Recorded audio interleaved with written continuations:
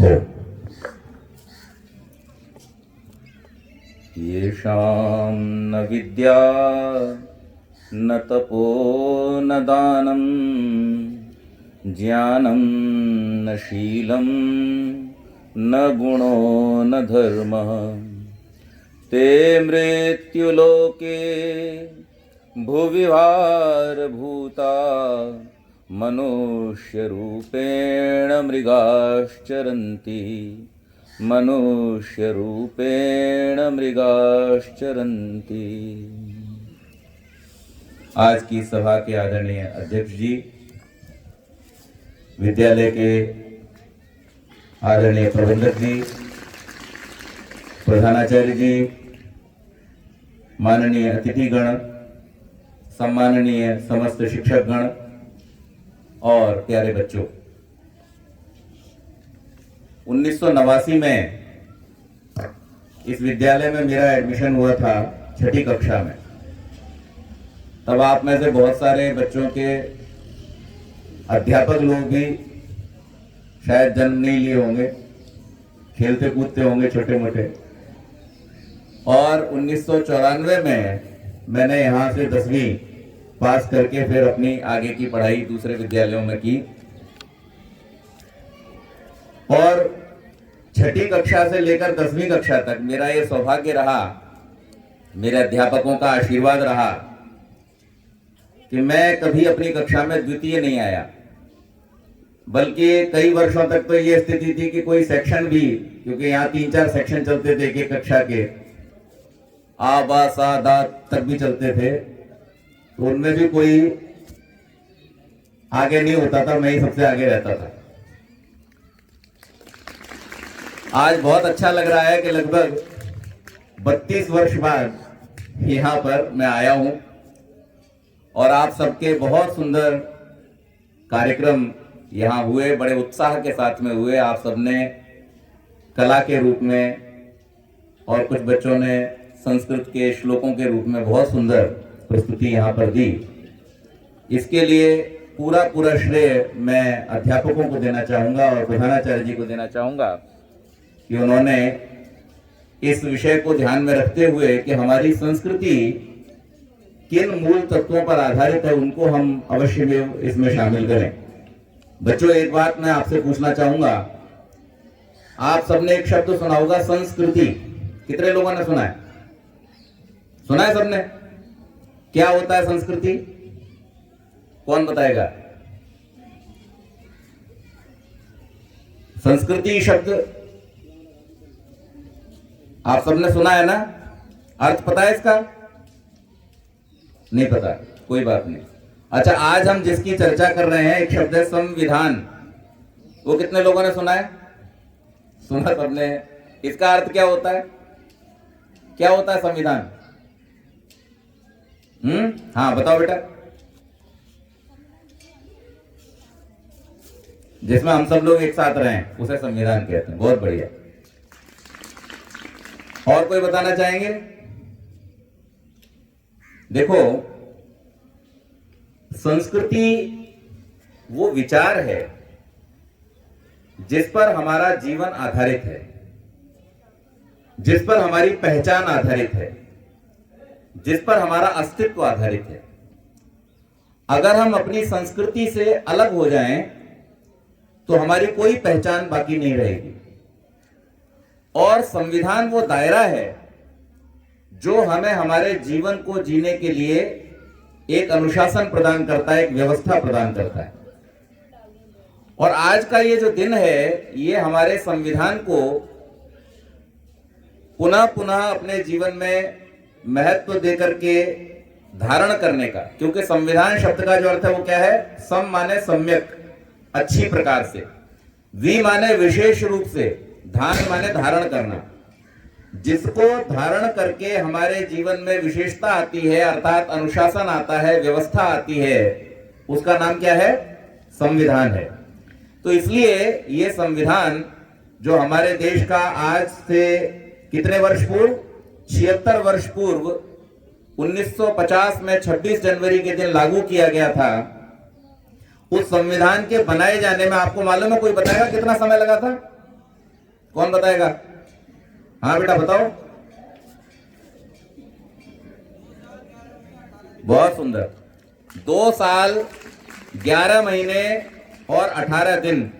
और इस संविधान को बनाने वाली जो संविधान सभा थी उसमें कितने सदस्य थे? कितने? 289 सदस्यों ने मिलकर के 2 साल 11 महीने 18 दिन में इस संविधान को तैयार किया। और आपको मालूम है कि हमारे देश का संविधान कितने देशों के संविधान से जुड़ा हुआ है? अनेक देश इस दुनिया के जिन नियमों का पालन करते हैं और अपने देश की उन्नति में जिन चीजों को धारण किए हुए हैं उन सब का एक निचोड़ निकाल करके हमारे उन महापुरुषों ने इस संविधान का निर्माण किया। तो ये जो व्यवस्था है, ये जो सुंदर व्यवस्था है, ये हमारे जीवन को चलाने के लिए है। लेकिन इसके साथ साथ आप जहां पढ़ रहे हैं अभी, इस विद्यालय का भी एक संविधान है ना? आपको कुछ नियम यहाँ पे पालन करने पड़ते हैं। जैसे आप सभी लोग यहाँ पे जब आते हो तो यूनिफॉर्म में आते हो। आप सब लोग कितने अच्छे लग रहे हो यूनिफॉर्म पहने हो। हम भी आते थे यूनिफॉर्म में, है ना? तो ये क्या है? एक व्यवस्था है। इसी प्रकार से इस विद्यालय में जो आपको पढ़ाया जाता है, जो शिक्षा दी जाती है, वो क्या है? व्यवस्था है। और इसको समझ करके चलो कि शिक्षा केवल मात्र परीक्षा पास करने के लिए नहीं होती है। शिक्षा किस लिए होती है? व्यक्ति को व्यक्ति बनाने के लिए शिक्षा होती है। मनुष्य शरीर में जरूर जन्म हम लोग ले लेते हैं, लेकिन वास्तविक अर्थों में मनुष्य हम कब बनते हैं? जब हम ज्ञानवान होते हैं, है ना? अभी हमने श्लोक बोला, हमसे पहले एक बेटी ने भी ये श्लोक बोला था, येषाम न विद्या न तपो न दानम। ये हमारे जीवन का मूल है। जिस व्यक्ति के पास में विद्या नहीं है, यहाँ हम क्या कहते हैं इसको? विद्यालय। विद्यालय क्यों कहते हैं? क्योंकि यहाँ पर हमें विद्या प्राप्त होती है। इसलिए जो व्यक्ति अपने जीवन में विद्यावान नहीं बनता है वो गुणवान भी नहीं बन पाता है, और जो गुणवान नहीं बनता है उसकी समाज में कोई स्थिति नहीं होती है। इसलिए आप सब लोग यहाँ पर आते हो, आपके माता पिता ने आपको यहाँ पर भेजा है। उसका जो मूल कारण है वो क्या है? आपका शिक्षित होना। लेकिन एक बात आपको ध्यान में रखनी होगी, और यहाँ के अध्यापकों को भी निवेदन करता हूं कि वो भी इस बात को ध्यान में रखें कि शिक्षा केवल मात्र किताबी ज्ञान नहीं है। शिक्षा केवल किताबों से मिलने वाला ज्ञान नहीं है, बल्कि जीवन के प्रत्येक क्षेत्र में आप जिस परिवार में रहते हो उस परिवार की उन्नति, जिस समाज में रहते हो उस समाज की उन्नति, और जिस राष्ट्र का अन्न खा करके हमारा ये शरीर बना है, जिससे सारे संसाधन और सुविधाएं हमको मिलते हैं, उस राष्ट्र की उन्नति, ये सब हमारी शिक्षा का ही अंग है। और इसलिए प्रत्येक बच्चे को ये चाहिए कि वो अपने जीवन में जहां एक ओर अपनी उन्नति के लिए जो किताबी और यांत्रिक ज्ञान है उसको प्राप्त करे, उसके साथ साथ वो अपने देश के इतिहास, अपने देश की संस्कृति, अपने देश की व्यवस्था और अपने देश की उन्नति को भी अपने जीवन में लक्ष्य बना करके चले। जो लोग चाहते हैं कि संसार में उनका नाम हो, कितने लोग चाहते हैं आप में से? सब चाहते हो? हाँ देखो बच्चे, कुछ लोग अभी डर रहे हैं हाथ उठाने में। अच्छा, कितने लोग नहीं चाहते कि नाम हो? सब चाहते हैं ना नाम हो? सब चाहते हैं कि आपको लोग पहचाने? चाहते हैं? तो देखो एक मंत्र देता हूं आपको। जो व्यक्ति चाहता है कि उसके परिवार के लोग ही उसको केवल जाने जहां पे हम पैदा हुए हैं, तो उसको क्या करना होगा? वो जो कुछ करना चाहता है केवल अपने लिए करे, तो उसके परिवार के लोग ही उसे जानेंगे, उसके बाहर कोई उसको पूछेगा नहीं। लेकिन जो व्यक्ति चाहता है कि समाज में उसकी पहचान हो, उसे अपने साथ साथ किसकी उन्नति करनी होगी? अपने परिवार की उन्नति करनी होगी। जो चाहता है कि राष्ट्र के स्तर पर हमारी पहचान हो, उसे अपने परिवार के साथ साथ अपने समाज की उन्नति करनी होगी। और जो चाहता है कि विश्व स्तर पर उसकी पहचान हो, उसे अपने साथ साथ, अपने परिवार के साथ साथ, अपने समाज के साथ साथ अपने राष्ट्र की उन्नति के लिए विचार करना होगा। और जो व्यक्ति अपने जीवन में राष्ट्र की उन्नति का विचार करता है वो विश्व स्तर पर पूजनीय वंदनीय बन जाता है, और सब लोग उसकी प्रशंसा भी करते हैं और सब लोग उसकी बात को भी सुनते हैं। तो आप सभी लोग भविष्य के नेता हैं, आप सभी लोग भविष्य के नायक हैं। लेकिन आप नायक कब बनेंगे? जब आप अपने अंदर इन गुणों को धारण करेंगे।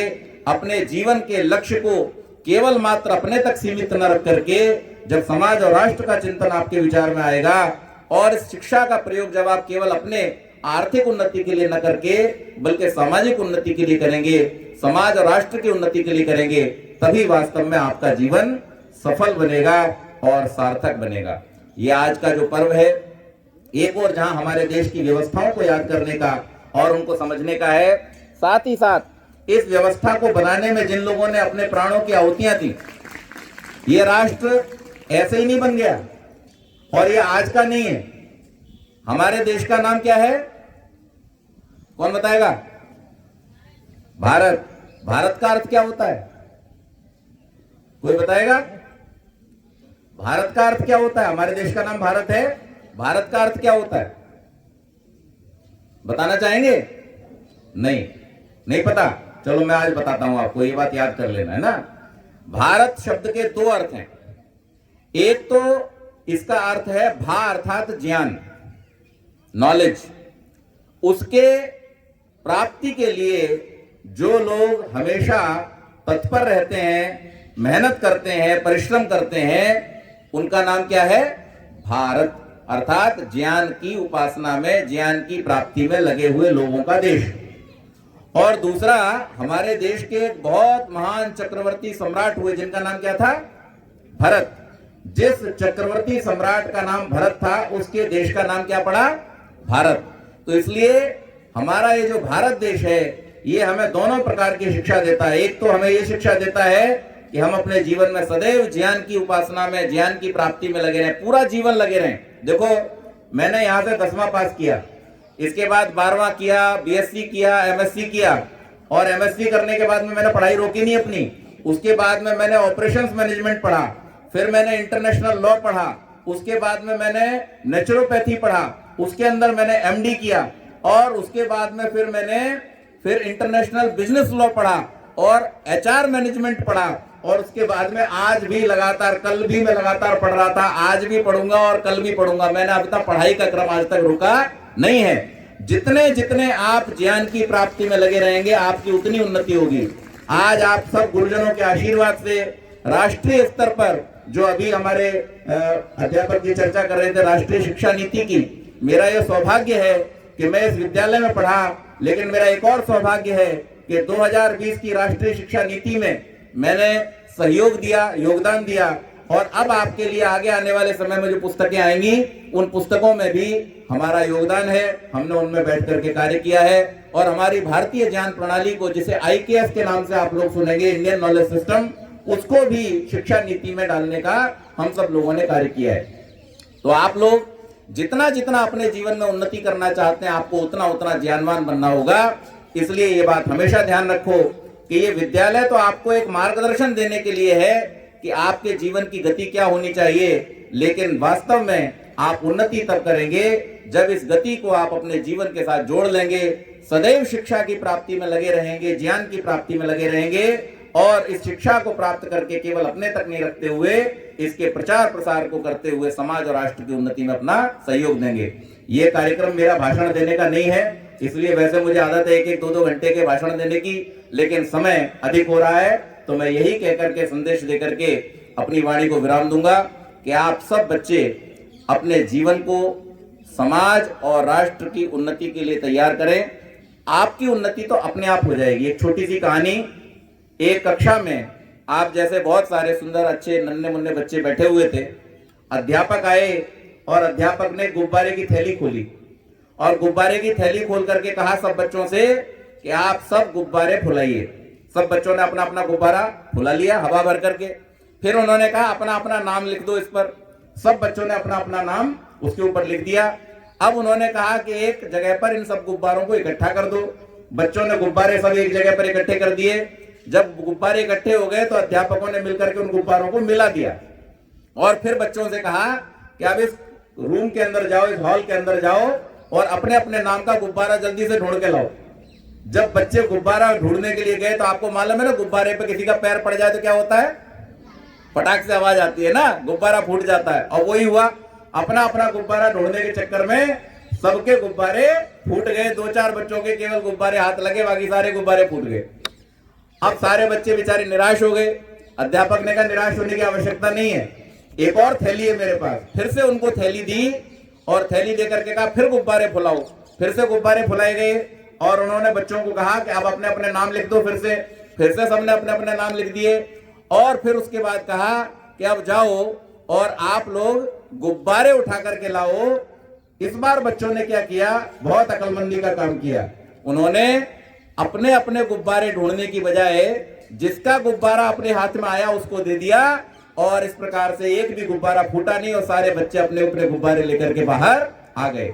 ये कहानी हमको क्या शिक्षा दे रही है कि जब हम केवल अपने स्वार्थ के लिए जीते हैं तो हमें बहुत कम लाभ होता है, लेकिन जब हम दूसरों की सहायता करने में अपना विश्वास रखते हैं तो हमें भी लाभ होता है और दूसरों को भी सुख प्राप्त हो जाता है। तो इसलिए शिक्षा का उद्देश्य यह है कि हमारा सामाजिक स्तर बढ़े, हमारा मानसिक स्तर बढ़े, हमारा वैश्विक स्तर बढ़े, और इस प्रकार से हम अपनी भी उन्नति कर पाएंगे और अपने राष्ट्र की भी उन्नति कर पाएंगे।